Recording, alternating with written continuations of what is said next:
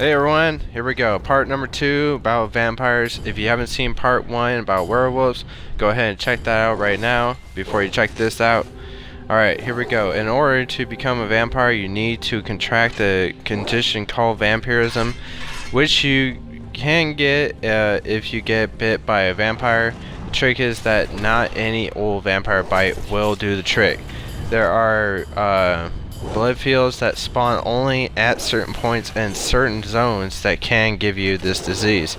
They spawn in level 37 or 44 zones of each faction, which means that spawn in Bancori, the Rift, and Reaper's March. They only spawn at night at one of several spawn locations. Once killed, they do not respawn until some other night, but they do spawn in threes, so I've heard. Some say they only spawn during a certain moon phase. It is rumored that this phase seems to last 1.5 real days, and the phase repeats every 8 days. I found one of their spawns in Bancori, east of Pilling Graveyard, POI. South of the city of Evermore, and I will mark.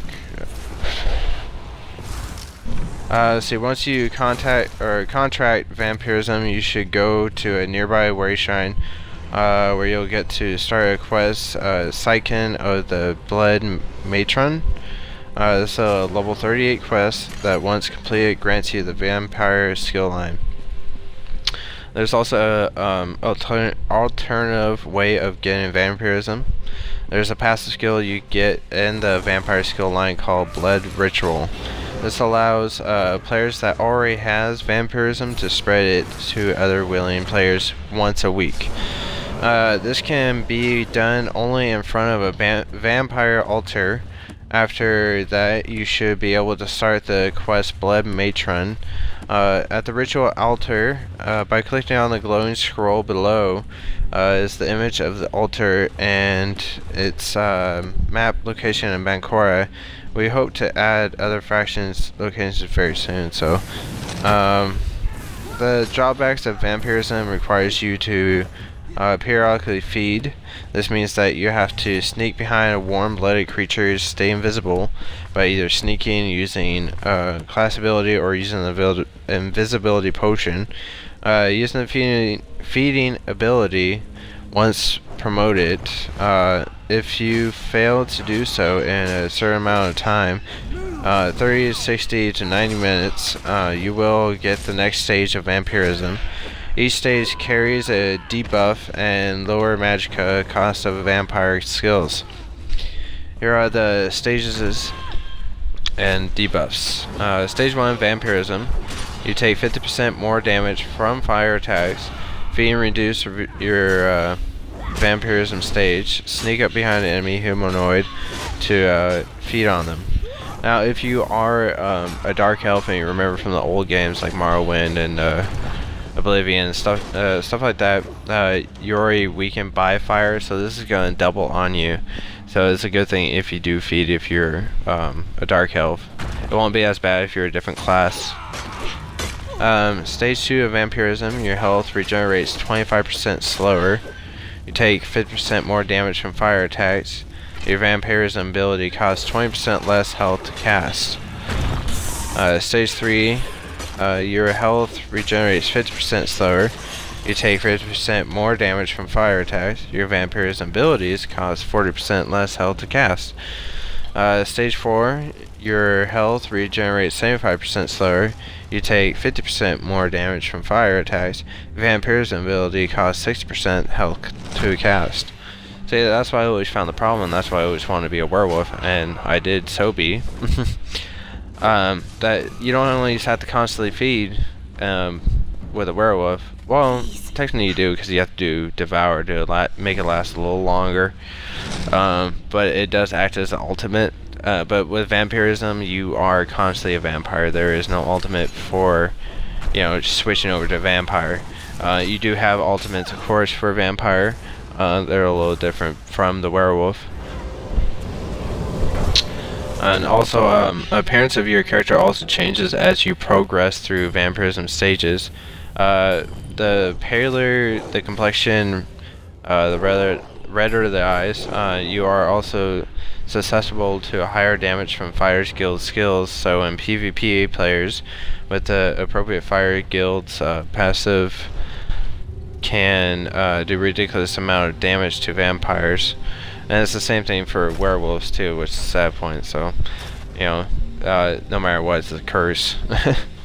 The cure, you can cure vampirism completely. You just need to visit the same NPC that started the vampire quest, and he will tell you that instead of going to the vampire matron, you can visit a priest of Arcae in a nearby town who will remove the disease for a price. And I think the price is around 2,000 gold. So it's not too inexpensive if you want to switch around and all that stuff. If you ever see my video on simple easy money, this would be no problem for you.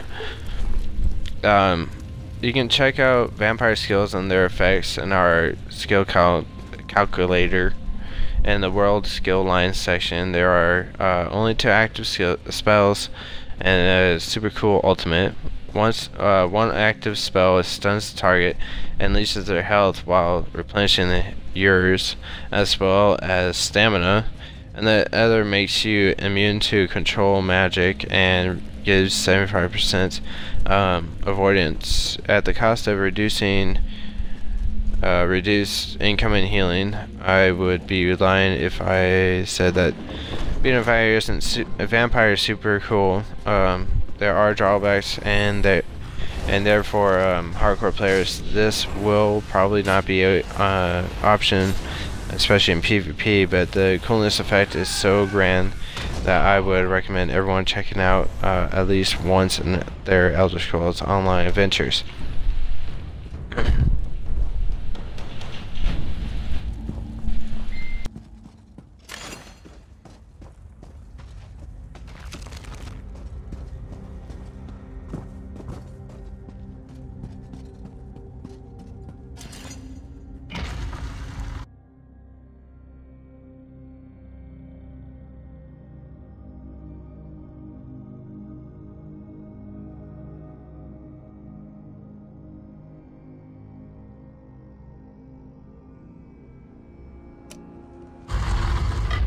The skills for vampires. Bat Swarm.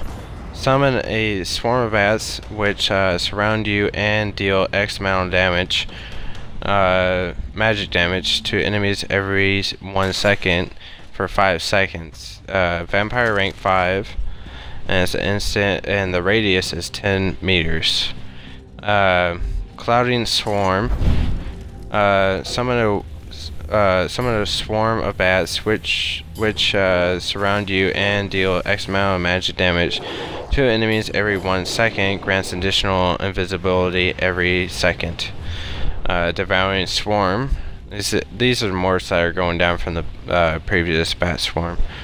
Summon a swarm of bats which surround you and deal X amount of magic damage to every enemy for 1 second. Drain X health for each target affected. Drain Essence. Stuns target for 3 seconds and deals X magic damage every 1 second. Player recovers 150% of the damage as health and stamina every 1 second. Cannot be applied to targets which have recently been drained or fed upon. If you morph it, it becomes Aggravating Drain. The only new thing on there, player recovers 2 ultimate every 1 second, 5 ultimate at rank, what is that, 4?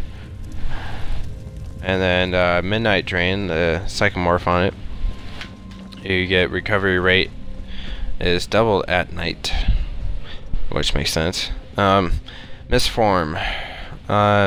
Take 75% less damage from all sources and gain invulnerability to healing magic and control effects. If you morph that, it's Elusive Mist. Take 75. Oh, well, the new thing that would be on it is increased movement by 24%, 30% at rank 4. Poison Mist, the last morph, is deals X poison damage to nearby enemies every 1.5 seconds. Savage Feeding. After feeding, your target is off balance and stunned for 2 seconds. After feeding, for rank 2, after feeding, your target is off balance and stunned for 4 seconds. Supernatural Recovery increases magicka and stamina recovery by 5%.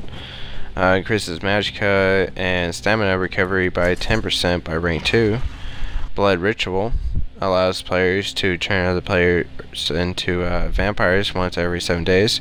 By returning to the vampire ritual site, return players to earn the vampire skill line.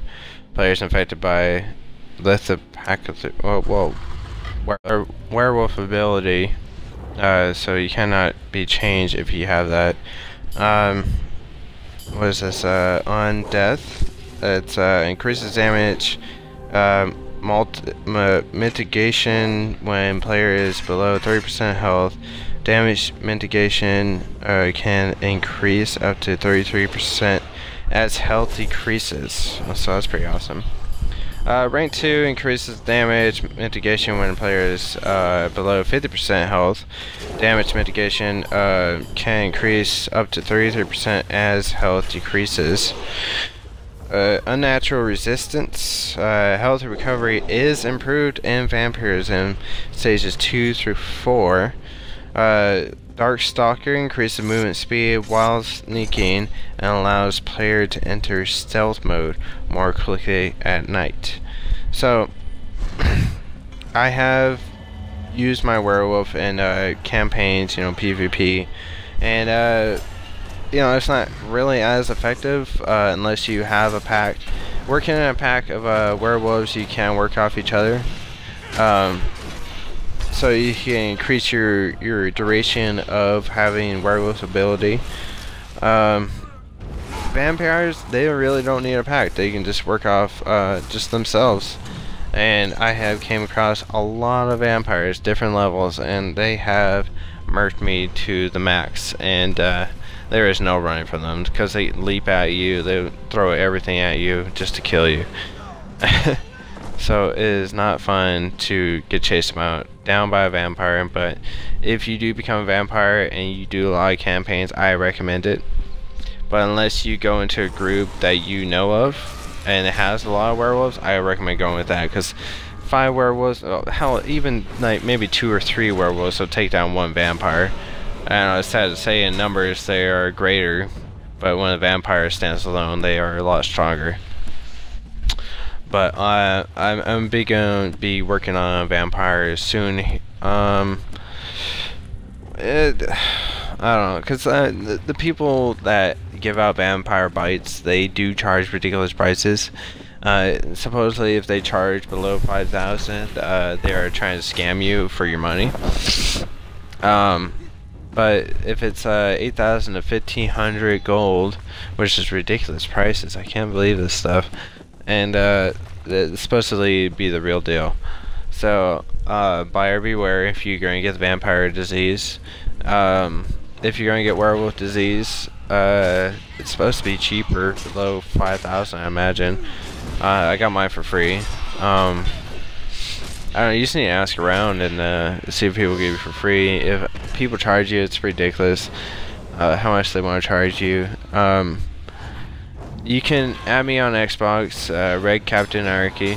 I can give you the werewolf disease for free because I don't look forward to gaining any money from this disease, because I think it's really messed up, because people that really want to be it and you gotta charge them so much. Come on now. So I'd rather spread the wealth than actually receive anything for it. So it's better to give than to receive. But like always, thank you guys for watching. I'll be doing more walkthroughs and stuff on this games. I've been lately doing some gameplays on some free games I came across on the Xbox game store. So I'll be posting videos on them too. If you enjoyed them, leave a like, that'd be awesome. But if you don't And I understand because my gameplay, probably commentary is not that good.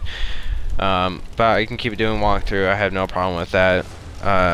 So yeah, thank you for watching, and I'll talk to you guys later.